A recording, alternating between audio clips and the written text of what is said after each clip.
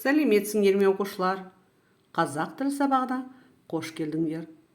Бүгінгі сабағымыздың тақырыбы шегіртке мен құмырсқа. Сабақтың мақсаты оқиғаның болу себебін, кейіпкердің әрекетін бағалау, етістіктің өткен шақ формасымен танысу. Сегодня вы оцените причину событий и поступок героя по тексту. Ознакомитесь с давно прошедшим временем глагола. Сабақтың жаңа сөздермен танысайық. Сауықшыл, любитель веселья, попрыгунья. Өлеңшіл, любящий петь. Мұңды, грустный. Көмек сұрайды, просит о помощи. Қарны ашыпты, проголодался. Тоңыпты, замерз. Ең алдымен өткен шақтың грамматикасына тоқталайық. Перед вами таблица образования давно прошедшего времени глагола, неочевидное, третьего лица. Это время обозначает действие, завершившееся в прошлом или до начала другого действия в прошлом, причем говорящий не был очевидцем этого действия или в его достоверности, не уверен он. Образуется с помощью суффиксов «оп», «эп» и «п», затем следует личное окончание. Сегодня мы рассмотрим в третьем лице окончание «т». Чтобы было вам понятно, давайте рассмотрим на примере. Возьмем слово «бару», «бару» – «идти». От глагола в неопределенной форме убирается суффикс «у». Затем это исходная форма глагола уже «бар». К нему добавляем суффикс времени «оп» и личное окончание третьего лица «т».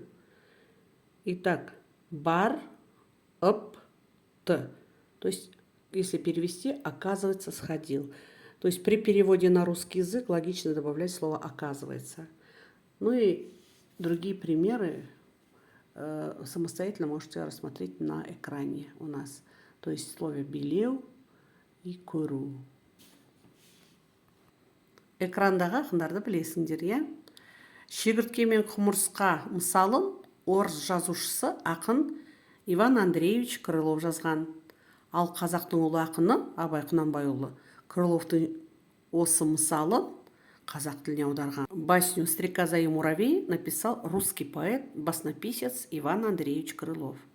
А на казахский язык перевел великий поэт казахского народа Абай Құнанбайұлы. Мына суретке назар аударыңдар. Суретке қарап мазмұн болжап айт. Посмотрите на рисунок и напишите предположение содержания данного рисунка.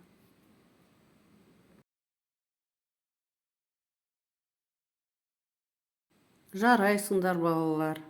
Экрандағы үлгілік болжаммен салыстырыңдар. Келесі мәтінді түсініп оқиық. Ертеде шырылдауық шегіртке болыпты. Ол өте сауықшыл әрі жалқау екен. Жаз бойы көңілді өмір сүріпті, ән айтыпты, би билепті. Ол жапырақты тамақ қылады, көрпе етіп жамылады, үй ретінде пайдаланады. Осылайша жаз өтіп, күз келеді. Сауықшыл шегіртке ештеңе ойламапты. Жаз, күз кетті, одан соң қыс келді.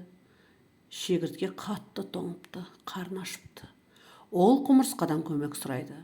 Қарағым, жылытшы, тамақ берші деп жалынады. Құмырсқа сонда: неге жазда тамақ жинамадың? Неге жазда жұмыс істемедің? Неге жазда үй салмадың деп ренжиді. Оқушылар, қалай ойлайсыңдар? Құмырсқа шегірткеге көмек береді ме?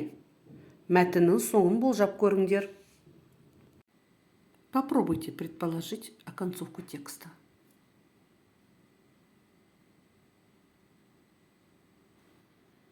Жарайсыңдар, балалар, өз болжамыңды тексеріңдер. Мына мысалдың ішінен алынған үзіндіні тыңдаңыздар.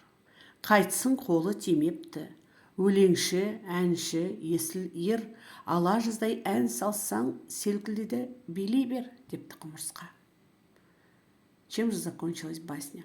Говорит ей муравей: Да того ли ты, голубчик, было в мягких муравах у нас песни, резвость всякий час, так что голову скружила.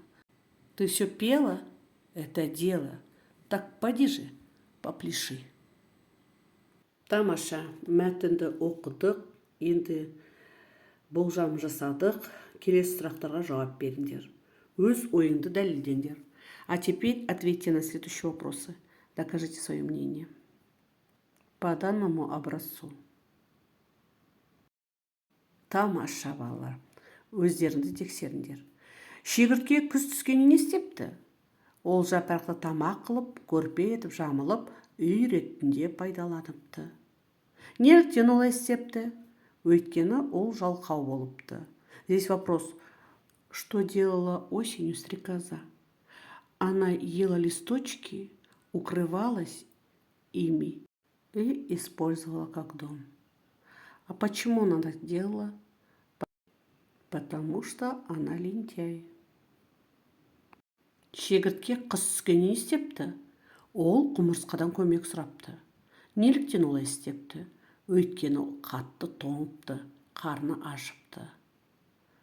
Что делала стрекоза зимой? Она просила помощи у муравья. А почему она так сделала? Потому что она сильно замерзла и проголодалась. Келесі тапсырма сөйлемдерді оқып, қайсысы дұрыс, не бұрыс екенін айтыңдар. Прочитайте предложение и отметьте, какое из них верное или неверное.